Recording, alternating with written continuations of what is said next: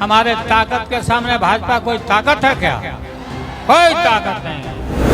भाजपा को उखाड़ के फेंक देना है, एकदम उखाड़ के फेंक देना कि फिर जम्बे न करे। ये नरेंद्र मोदी क्या है? ये नरेंद्र मोदी फालतू है। आना था हेलीकॉप्टर से, हेलीकॉप्टर जैसे बैठे हेलीकॉप्टर डर गया। बाई रोड सोए हुए आए।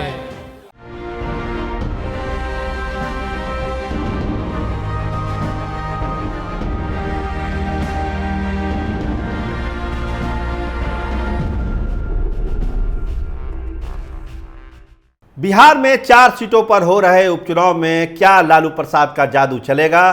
क्या लालू अपने जादू से टूट रहे मुसलमान और यादव वोटों को एकजुट कर पाएंगे आरजेडी के फेवर में? ये बड़ा सवाल सत्ता के गलियारों में है और चुनावी मैदान पर भी है, क्योंकि जो स्थिति है बेलागंज में, तरारी में, रामगढ़ में और इमामगंज में, वो राजद को परेशान करके रखा हुआ है।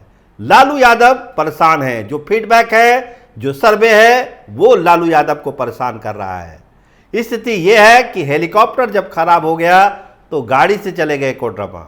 बेलागंज में आज वो है, चुनावी बिगुल बजाएंगे, लोगों को कहेंगे कि आरजेडी ही आरजेडी है, क्योंकि वो कहते हैं कि बीजेपी कोई ताकत है जी, आरजेडी के सामने बीजेपी की औकात क्या है।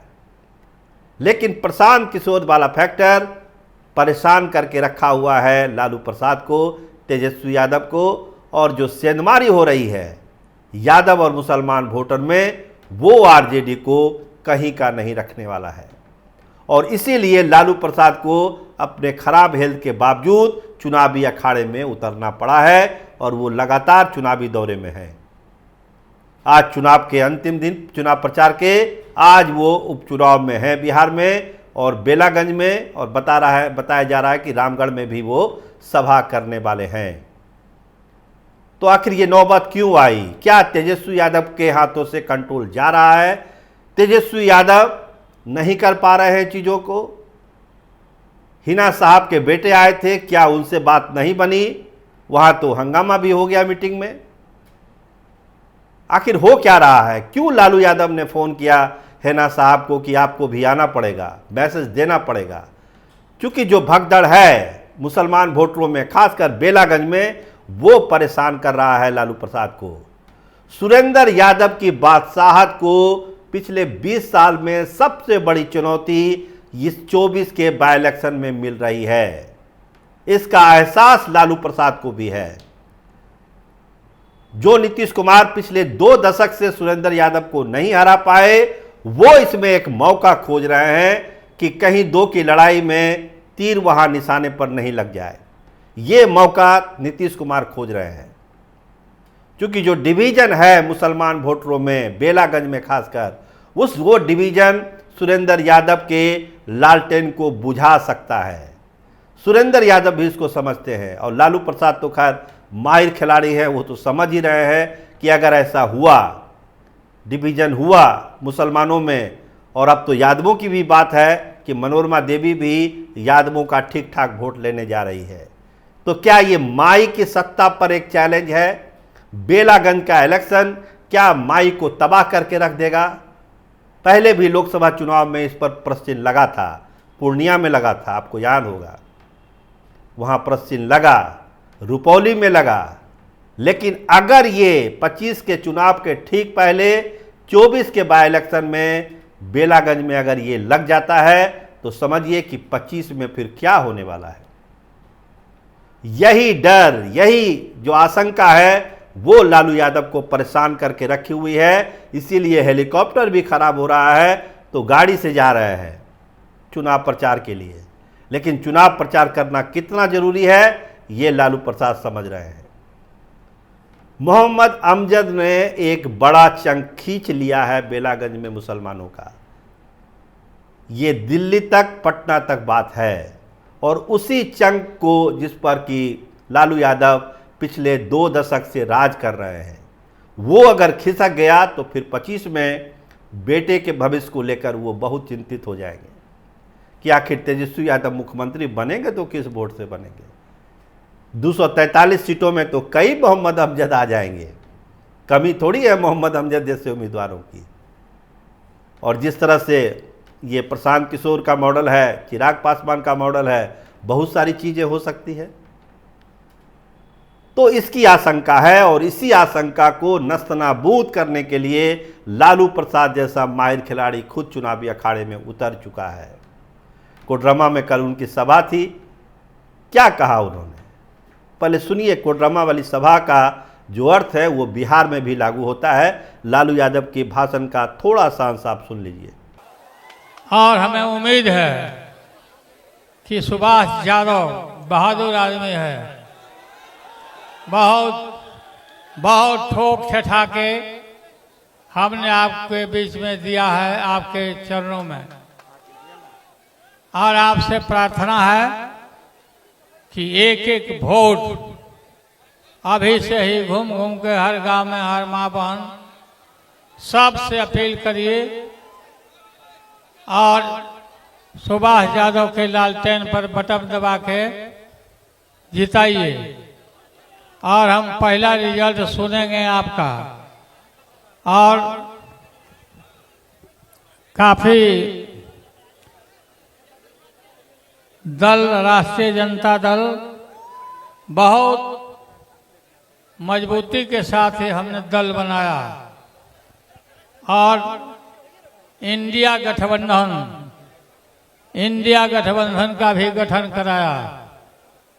आज सारे देश और दुनिया भर में इंडिया गठबंधन को सब लोग याद करते हैं और सब लोग इंडिया गठबंधन में इकट्ठे थे। नरेंद्र मोदी नाम का कोई चीज नहीं है। तो भाजपा पर सीधा सीधा निशाना है कि भाजपा की ताकत कहीं है ही नहीं। लालू यादव के सामने भाजपा की क्या ताकत, और इसी का एहसास दिलाने बेलागंज और रामगढ़ में भी चुनावी शंखनाद करने वाले हैं लालू प्रसाद। पहले ये कहा गया था कि उपचुनाव में लालू प्रसाद नहीं उतरेंगे, जरूरत ही नहीं है। तेजस्वी यादव ने तो मोर्चा संभाल ही लिया, मुकेश सहनी वगैरह घूम ही रहे हैं। एक सवाल और भी है, मुकेश सहनी तो जा रहे हैं, लेकिन अब्दुल बारी सिद्दीकी क्यों नहीं है बेलागंज में तेजस्वी यादव के साथ? और जो दूसरे बड़े मुस्लिम नेता हैं वो क्यों नहीं हैं तेजस्वी यादव के साथ चुनावी मंच पर? कहीं कहीं दिखते हैं, कहीं कहीं नहीं दिखते हैं। मैसेज कैसे जाएगा? आरजेडी के जो शुभचिंतक हैं ऑफ द कैमरा कहते हैं कि मैसेज कैसे जाएगा? आप झारखंड जा रहे हैं, वहां पर कौन जा रहा है आपके साथ? मैसेज तो देना पड़ेगा। अब्दुल बारी सिद्दीकी राजद कार्यालय में केक काट रहे हैं और मुकेश सहनी तेजस्वी यादव के साथ चुनावी सभा को संबोधित कर रहे हैं, तो फिर मामला बनेगा कैसे? मुसलमानों में मैसेज क्या जाएगा?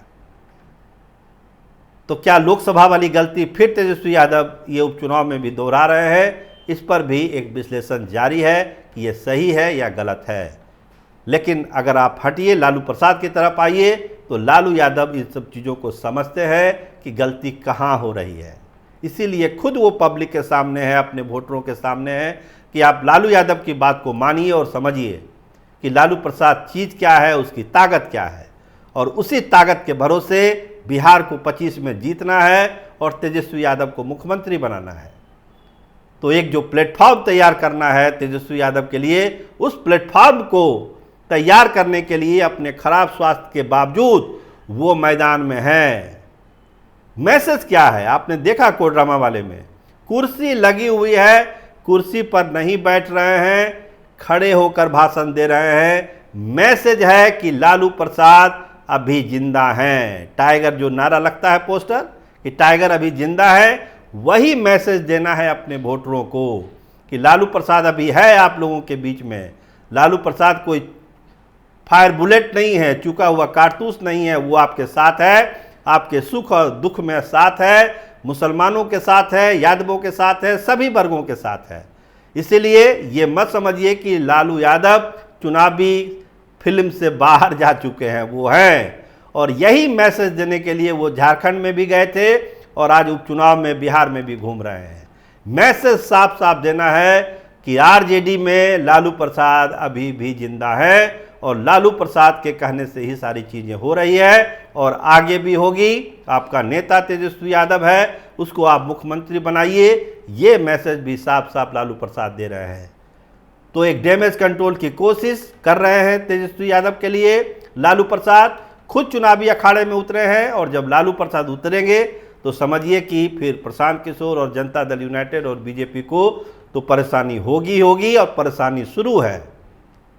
जैसे ही अखाड़े में कूदे Lalu Prasad, NDA alert mode में है कि अब क्या, अब तो लालू प्रसाद खुद आ गए।